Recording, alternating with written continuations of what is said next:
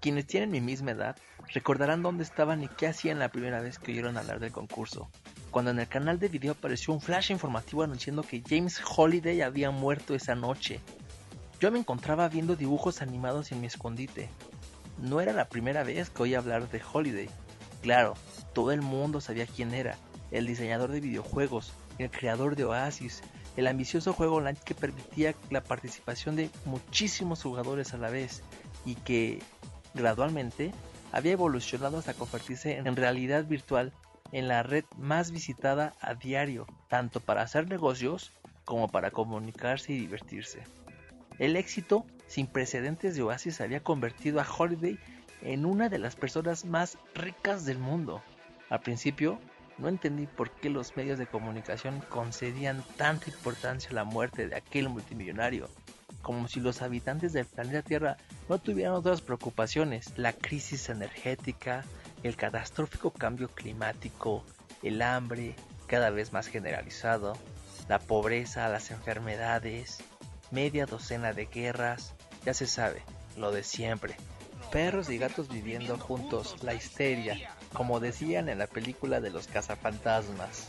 Por lo general, los informativos no interrumpían las comedias de costumbres interactivas, ni las telenovelas, a menos que hubiera sucedido algo muy grave, como el descubrimiento de un virus asesino o la desaparición de alguna ciudad bajo una nube atómica, cosas así. Por más famoso que fuese, el fallecimiento de Holiday no debería de haber merecido más que una entrada breve en el informativo de la noche, para que las masas desarrapadas menearan la cabeza muertas de envidia, cuando los presentadores pronunciaran la suma obscena de dinero que pasaría a engrosar la fortuna de los herederos del multimillonario. Pero es que ahí, precisamente, estaba la noticia. James Holiday no tenía herederos. Había muerto soltero a los 67 años, sin parientes vivos y, según se decía, sin un solo amigo. Había pasado los últimos 15 años de su vida en un aislamiento autoimpuesto, durante el que, si había que hacer caso de los rumores, había enloquecido por completo. Así que la noticia bomba que dejó a todo el mundo boquiabierto, la revelación que hizo desde Tokio hasta Toronto, la gente se cagará en los cereales del desayuno, tenía que ver con las últimas voluntades y el testamento de Holiday, con el destino de su inmensa fortuna. Holiday había preparado un breve mensaje de video y había dispuesto que los medios de comunicación lo emitieran en el momento de su muerte. También ordenó que se enviara por email una copia del video a todos los usuarios de Oasis esa misma mañana. Todavía recuerdo aquel aviso electrónico, aquel sonido de campanilla, cuando llegó a mi bandeja de entrada apenas unos segundos después de que hubiera oído la noticia en el informativo. Aquel mensaje de video era, de hecho, un cortometraje bien producido titulado Invitación de Anorak.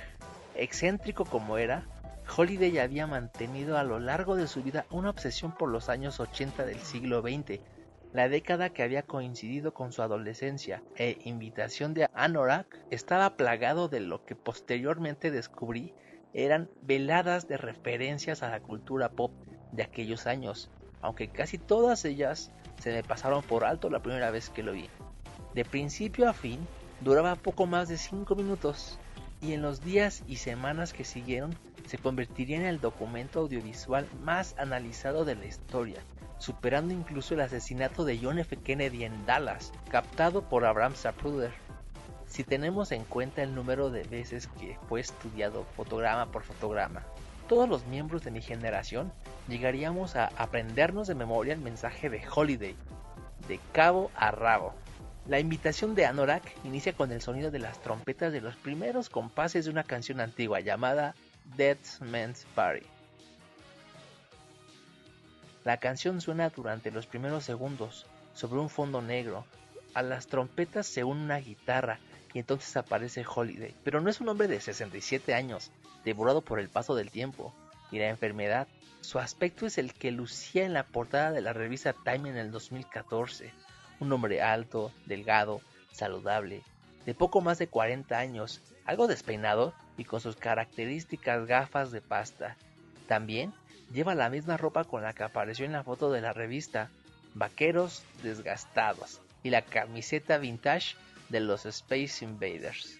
Holiday se encuentra en un baile de instituto que se celebra en un gran gimnasio cubierto. Está rodeado de adolescentes que con ropas, peinados y bailes muestran que permanecen a los años 80. Holiday también baila, aunque para ser real, nadie lo vio hacer jamás en su vida. Con una sonrisa de loco dibujada en los labios, da vuelta muy deprisa, mueve los brazos y la cabeza al ritmo de la música, componiendo impecablemente varios de los pasos característicos de aquella época. Pero Holiday no tiene pareja de baile. Como suele decirse, está bailando solo. El ángulo inferior izquierdo de la pantalla aparece una de las líneas que indicaron el nombre del grupo, el de la canción, la casa discográfica, el año de aparición del tema, como si se tratara de un videoclip antiguo emitido en la MTV. Oingo Boingo, Dead Man's Party, MCA Records, 1985. Cuando empieza la letra de la canción, Holiday mueve los labios y hace playback sin dejar de dar vueltas. I'm all dressed up with nowhere to go, walking with a dead man over my shoulder. Entonces, deja de bailar bruscamente y con los dedos de la mano derecha hace el gesto de cortar. La música se detiene al momento. En ese preciso instante, quienes bailaban en el gimnasio, tras él, desaparecen y la escena a su alrededor cambia de pronto. Holiday se encuentra en una funeraria, junto a un ataúd abierto. Un segundo Holiday, mucho mayor, aparece tendido en la caja, su cuerpo devorado por el cáncer. Sendas monedas relucientes le cubren los párpados.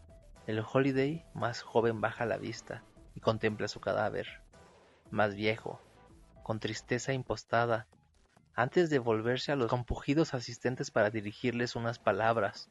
Holiday chasquea los dedos de la mano derecha. Aparece una especie de pergamino enrollado. Lo extiende con gran parsimonía hasta que el papel toca el suelo y se extiende por el pasillo que se abre frente a él. Rompe la cuarta pared y dirigiéndose al espectador empieza a leer. Yo, James Donovan Holiday, en plenitud de mis facultades mentales, por la presente dispongo y declaro que este instrumento sea mi última voluntad y testamento, con el que quedan revocados todos y cada uno de los documentos firmados por mí hasta la fecha. Y continúa leyendo, cada vez más deprisa, y pasa sobre varios párrafos llenos de jerga legal hasta que las palabras resultan ininteligibles. Entonces se detiene abruptamente. Olvidemos de todo esto, dice. Por más deprisa que leyera, tardaría un mes en terminar, y aunque es triste, no dispongo de tanto tiempo. Suelta el pergamino, que desaparece tras una lluvia de polvo de oro. Permitidme que os adelante solo lo más destacado. La funeraria también desaparece y la escena cambia de nuevo. Holiday se encuentra en ese momento frente a la puerta de una inmensa cámara acorazada de un banco. Todo mi patrimonio, incluida mi participación mayoritaria en acciones de mi empresa, Gregorius Simulation Systems, quedará en depósito hasta que se cumpla la única condición que he dispuesto en mi testamento.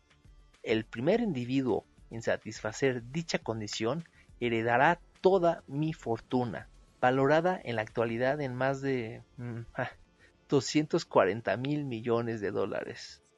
La puerta de la cámara acorazada se abre y Holiday accede a su interior. Se trata de un espacio enorme que contiene una montaña inmensa de lingotes de oro, del tamaño aproximado de, una casa de grandes dimensiones. Aquí está la pasta que dejo para quien la quiera. Sonríe de oreja a oreja. En sus bolsillos no les va a caber todo, ¿verdad? Holiday se apoya en la montaña de lingotes de oro y la cámara toma un primer plano del rostro. Seguro que se están preguntando, ¿qué tienes que hacer para poder ganar todo este dinero? Pues pisen el freno, niños, que ya llegamos. Hace una pausa dramática y adopta la expresión de quien está a punto de revelar un gran secreto. Holiday vuelve a chasquear los dedos. La cámara acorazada desaparece y en ese preciso instante él mengua y se transforma en un niño pequeño, vestido con un pequeño pantalón de pana marrón y una camisa descolorida de los teleñecos. El pequeño Holiday ha aparecido en un salón abigarrado de elementos, una moqueada naranja desgastada, paredes forradas de madera, una decoración hotelera de finales de los 70s. Cerca de él puede verse un televisor Zenith de 21 pulgadas y consolas Atari 2600 conectada a él. Esta fue la primera máquina de videojuego que tuve en mi vida, prosigue Holiday con voz mucho más aguda. Un Atari 2600. Me la regalaron en la Navidad de 1979. Se sienta frente a la consola, levanta el joystick y empieza a jugar. Este era mi juego preferido, añade, señalando con un movimiento de cabeza a la pantalla, donde un pequeño cuadro viaja a través de una serie de laberintos sencillos. Se llama Adventure. Como muchos de los primeros videojuegos, Adventure fue diseñado y programado por una sola persona, pero en aquella época Atari se negaba a conceder el menor mérito a sus programadores, por lo que los nombres de los creadores de los juegos no aparecían en ninguna parte. En la parte del televisor veíamos a Holiday usando una espada para matar a un dragón rojo, aunque a causa de poca resolución de la imagen del juego, parece que es un rectángulo que intentara clavarle una lanza a un pato. Así pues, el hombre quien inventó Adventure, un hombre que se llama Warner Robinet, decidió ocultar su nombre en el interior del propio juego. Escondió una llave en uno de los laberintos del juego. Si encontrabas la llave, un pequeño punto gris pixeleado, podrías usarla para entrar en un aposento secreto donde Robinet había escondido su propio nombre. En la pantalla, Holiday conduce a su protagonista cuadrada hasta el aposento secreto del juego, y en el centro aparecen las palabras creado por Warren Robinet. Este, continúa Holiday señalando la pantalla, con veneración sincera, fue el primer Easter eggs o huevo de Pascua que apareció en un videojuego. Robinet lo ocultó al codificarlo. No se le dijo a nadie y Atari lo fabricó y lo envió a todo el mundo sin tener conocimiento de aquel aposento secreto. Y no lo descubrieron hasta que unos meses después niños del mundo entero empezaron a encontrarlo. Yo fui uno de aquellos niños y encontrar por primera vez este Easter eggs de Robinet fue una de las experiencias con videojuegos más geniales de mi vida. El pequeño Holiday suelta el joystick y se pone de pie. Al hacerlo, el salón se difumina y desaparece. Da el paso a otra escena. Holiday se encuentra en una caverna, en penumbra, donde la luz de las antorchas quedan fuera del plano que ilumina intermitentemente las paredes húmedas. Pero al momento de la apariencia de Holiday, también cambia el niño, se transforma a un famoso avatar de Oasis, Anorak, un hechicero alto, ativado con una túnica, dueño de un rostro algo más atractivo que el de la versión adulta de Holiday, y sin gafas. Anorak lleva sus características, túnica negra, con el monograma de su avatar, una gran letra A escrita a mano, bordada en cada manga. Antes de morir, anunciada Anorak, expresándose en una voz mucho más grave, creé mi propio Easter egg o huevo de Pascua y lo oculté en algún sitio de mi videojuego más conocido, Oasis. La primera persona que lo encuentre heredará toda mi fortuna. Otra pausa dramática. El huevo está bien escondido. No me he limitado a meterlo debajo de una piedra. Supongo que podría decir que está bajo la llave de una caja fuerte, encerrada en un aposento secreto, oculto en el centro de un laberinto, y en alguna parte. Se lleva el dedo índice a la sien derecha, aquí arriba. Pero no se preocupen, he dejado algunas pistas por ahí para que puedas ponerte en marcha. Y ahí va la primera. Anorak mueve la mano con el gesto grandilocuentemente y súbitamente aparecen 3 llaves que empiezan a girar en el aire. Delante de él parecen de cobre, jade y cristal transparente. Las llaves siguen girando y mientras lo hacen, Anorak recita unos versos que aparecen sobreimpresos en la pantalla a medida que los pronuncia. Oculta las 3 llaves, puertas secretas abren, En ellas, los errantes serán puestos a pruebas, y quienes sobrevivan a muchos avatares llegarán al final donde el trofeo espera. Cuando termina, la llave de jade de cristal desaparecen, solo queda la de cobre, que cuelga de una cadena de Anorak que lleva al cuello. La cámara los sigue, y él se vuelve y continúa avanzando hacia el interior de la caverna oscura. Segundos después, alcanza una inmensa puerta de madera de doble hoja encajada en la pared rocosa. Las puertas están atravesadas por barras de acero y se ven escudos y dragones tallados en la superficie. No he tenido ocasión de poner prueba este juego, por lo que me temo que tal vez haya escondido el Easter egg demasiado bien, lo que haya hecho demasiado difícil de encontrar. No estoy seguro si es así, ya es demasiado tarde para cambiarlo de lugar. Ya veremos, supongo. Anorak abre de par en par las puertas y al hacerlo aparece una gigantesca cueva de tesoros llena de montañas de monedas de oro y de cálices cuajados de piedras preciosas. Franquea las puertas abiertas y se vuelve a mirar directamente al espectador. Para que se mantengan abiertas se extienden mucho los brazos. Así que, sin más despedida, anuncia Anorak, que empiece la búsqueda del Easter Egg de Holiday. Acto seguido, desaparece tras emitir un destello de luz. El espectador permanece mirando la puerta abierta, los montículos resplandecientes llenos de tesoros que aguardan del otro lado. Entonces, la pantalla vuelve a ponerse negra. Al final, Holiday incluye un link de su página. Al final del video, Holiday incluía un link de su página web personal. Había cambiado completamente la mañana de su muerte. Durante más de un decenio, lo único que tuvo colgado en ella fue una animación sin fin que mostraba su avatar, Anorak sentado en el centro de una biblioteca medieval, encorvado sobre una mesa de trabajo rayada, mezclando pociones y consultando libros de hechizos frente a una pared de la que colgaban pinturas de grandes dimensiones que representaba a un dragón negro. Pero aquella animación sin principio ni fin había desaparecido, y en su lugar había una lista de máximos anotadores, como las que aparecían en aquellas máquinas de videojuegos antiguas que funcionaban con monedas. La lista era de 10 casillas, y en cada una de ellas se repetían las iniciales JDH, James Donovan Holiday, seguidas de 6 ceros. Aquella lista de máximos anotadores no tardaría en conocerse como la tabla de puntuación, o simplemente la tabla, y permanecería largo tiempo inalterada. En la página web de Holiday, justo debajo de la tabla, también apareció un icono.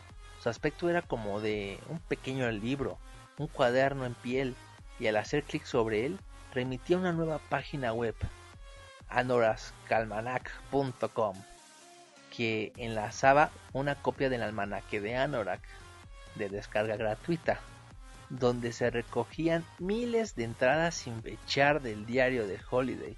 Tenía una extensión de más de 1000 páginas, pero contenía muy pocos detalles sobre la vida personal de su autor, sobre sus actividades cotidianas.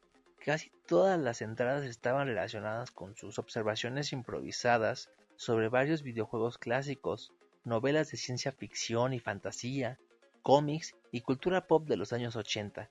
También figuraban algunas diatribas humorísticas en las que se cargaba todo lo que se pusiera por delante, desde las religiones organizadas hasta los refrescos light. La cacería, como acabo por conocer aquella competición, fue abriéndose paso a través de la cultura global, igual que sucedía con la lotería. Encontrar el huevo de Pascua o el Easter egg de Holiday se convirtió en una ilusión popular entre los niños y adultos. Se trataba de un juego en el que cualquiera podría participar, y, al principio, no parecería haber un modo acertado ni erróneo de jugarlo. Lo único que el contenido del almanaque de Anorak parecía indicar era que para encontrar el huevo resultaría imprescindible familiarizarse con las diversas obsesiones de Holiday, cuestión que llevó a una fascinación creciente por los videojuegos clásicos y cultura pop de los 80, sobre todo en los Estados Unidos. 50 años más tarde, las películas, la música, los juegos y la moda de los años 80 volvieron a cobrar vigencia en el 2041. El pelo encrespado y los tejanos lavados, el ácido estaba por de nuevo de moda, y las versiones de los éxitos de la década que interpretaban por grupos contemporáneos que encabezaban la lista de los éxitos. La gente que había vivido su adolescencia en los 80 y que ahora se acercaba a la tercera edad, vivía la extraña experiencia de ver a sus nietos adoptando y estudiaban las modas y tendencias de su juventud. Durante esta misma época, nació una nueva subcultura, seguida por millones de personas que dedicaban todo el tiempo libre del que disponían a buscar el huevo de Holiday. Al principio, aquellos individuos se conocían simplemente como egg hunters, es decir, cazadores del huevo. Pero el término no tardó en fundirse en una sola palabra, Gunters. Durante el primer año de la cacería, ser Gunter se puso muy de moda. Incluso hubo una época en la que casi todos los usuarios de Oasis decían serlo. Tras cumplirse el primer año de aniversario de la muerte de Holiday, la pasión que envolvía lo relativo de la competición empezó a remitir. Había pasado un año entero y nadie había encontrado nada. Ni una sola llave, ni una sola puerta. Muchos creían que parte del problema radicaba en la inmensidad de Oasis, que contenía más de 1000 mundos simulados donde podían ocultarse las llaves. Para registrar a fondo cualquiera de ellos, un Gunter tendría que dedicar años enteros. A pesar de que los Gunters profesionales no dejaban ni un solo día de alardear de que ya hayan encontrado más cerca o estuvieron más cerca del descubrimiento, la verdad se imponía cada vez más. Nadie sabía ni siquiera con exactitud qué era lo que buscaba, ni dónde debía de empezar a buscarlo. Transcurrió un año más, y otro, y nada. El gran público perdió por completo el interés de la cacería. La gente empezó a dar por supuesto que aquello era solo una estafa excéntrica de un loco millonario.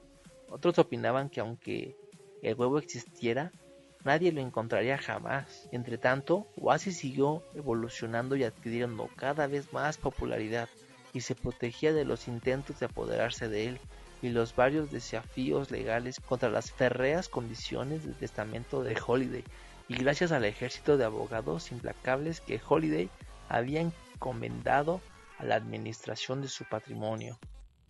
El huevo de Pascua de Holiday fue desplazándose gradualmente al territorio de la leyenda urbana, y menguantemente tribu de Gunters era cada vez más blanco de burlas. Todos los años, coincidiendo el aniversario del fallecimiento de Holiday, todos los conductores informativos anunciaban en tono jocoso que los cazadores seguían sin obtener resultados, y año tras año eran más los Gunters que abandonaban la búsqueda, tras convencerse de que Holiday había hecho que el huevo fuera imposible de encontrar.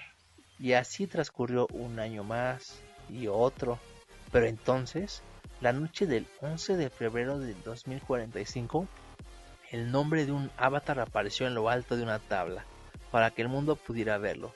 Tras 5 largos años, un joven de 18 años que vivía en un campamento de caravanas fijas en las afueras de Oklahoma City, había encontrado la llave de cobre. Ese joven era yo. Son muchos libros, los dibujos animados, las películas, las miniseries que han intentado de contar la historia de lo que ha sucedido después, pero ninguna se acerca a la verdad. Así que he decidido aclararlo de una vez por todas.